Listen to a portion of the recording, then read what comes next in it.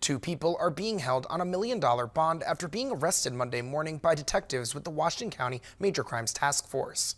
The news release from the Washington County Sheriff's Office says Bradley Whitlatch and Tyron Thompson are being charged with possession of drugs and trafficking in drugs. The vehicle was stopped after being seen committing a traffic violation on I-77. K9 Timmy indicated towards the driver's side of the car after a free air sniff. Both people were asked to step out of the car and consented to pat searches. The report says the detectives found what they believe to be was fentanyl, boxes of cigars, and methamphetamine. Whitlatch and Thompson appeared in Marietta Municipal Court on Monday.